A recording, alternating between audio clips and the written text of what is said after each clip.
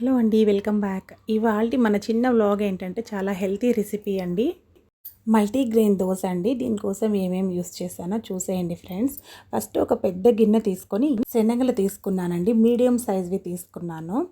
ఒక గ్లాస్ ఏదైనా ఒక కప్పు గ్లాసు కొలత పెట్టుకొని తర్వాత ఇంకొక గ్లాసు ఉలువలు తీసుకున్నాను.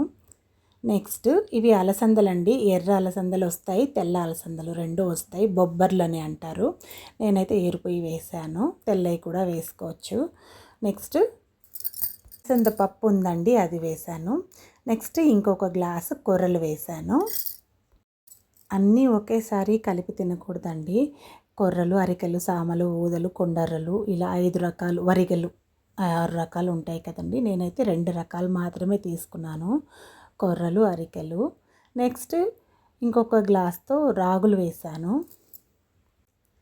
రాగులు కావాలంటే కొద్దిగా ఎక్కువైనా వేసుకోవచ్చు, నల్లగా అవుతుందని వేయలేదు నేను. నెక్స్ట్ ఒక గ్లాసు పెసలు వేసాను, గుండు పెసలు. పెసరగుళ్ళు అంటారు కదండి, ఒక్కొక్క చోట ఒక్కొక్క లాంగ్వేజ్ ఉంటుంది, ఒక్కొక్క ప్రొనౌన్సియేషన్ ఉంటుంది. ఇంకొక గ్లాసు అవిసె గింజలు వేసానండి. ఇవి చాలా మంచిది, అన్నీ కూడా ఇందులో చాలా మంచివే అండి. ఇంకొక గ్లాసు జొన్నలు వేసాను. టోటల్గా 14-15 టైప్స్ వేస్తున్నానండి, నోట్ చేసుకోండి.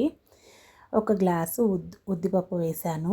నాకు కావాలంటే ఉద్దులు కూడా తీసుకోవచ్చండి. కొంచెం బ్లాక్గా వస్తుంది దోశ, చిన్నపిల్లలు లైక్ చేయరని నేను ఉద్దిపప్పే వేసాను. ఒక స్పూన్ అంటే ఒక టేబుల్ స్పూన్ మెంతులు వేయాలి. ఇక ఈ సోయా ఒక 1/4 గ్లాస్ మాత్రమే వేస్తున్నాను, చేదు వస్తుందేమో అనుకునేసి.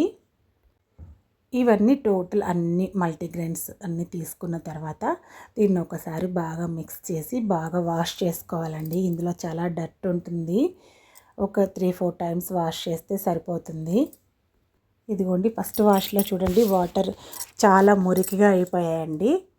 ఇది వంపేసి ఇలాగే ఒక 3 టైమ్స్ వాష్ చేస్తే నెక్స్ట్ సరిపోతుంది. ఫైనల్గా మంచి వాటర్ వేసి మనం మినిమమ్ ఒక 12 అవర్స్ నానబెట్టాలి. నైట్ అంతా నానబెట్టేసి మార్నింగ్ తర్వాత డ్రైన్ చేసేయాలండి. ఇలాగా కంప్లీట్గా డ్రైన్ అయిన తర్వాత ఇలా క్లాత్ మీద పరిచి ఫ్యాన్ కింద పెట్టుకుంటే నైట్ అయితే సరిపోతుంది. మార్నింగ్ అయితే ఖచ్చితంగా ఎండలో పెట్టాలండి.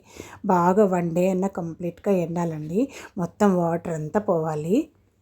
ఈ ఎండలకి మీరు నీడనే పెట్టుకునేటట్లయితే ఫ్యాన్ వేసేసి టోటల్ డే అంతా ఒక 3-4 డేస్ ఆరబెట్టుకుంటే సరిపోతుంది. నేనైతే ఎండలో పెట్టాను. ఇలా గలగల అని సౌండ్ వచ్చే విధంగా ఎండిపోవాలండి. ఇలా ఎండిన తర్వాత దీన్ని మిల్లు పట్టించుకోవాలి, అంతే అండి. మనకు మల్టీగ్రెయిన్ దోశ పిండి రెడీ. ఈ దోశ పొడితో మనం మామూలుగా వాటర్ కలిపి సాల్ట్, వంట సోడా కొద్దిగా వేసి దోశలు వేసుకోవచ్చు. నెక్స్ట్ వీడియోలో అవి ఎలా వేయాలో చూపిస్తానండి. ఈ విధంగా ట్రై చేయండి ఫ్రెండ్స్, చాలా మంచిది. Thank you for watching.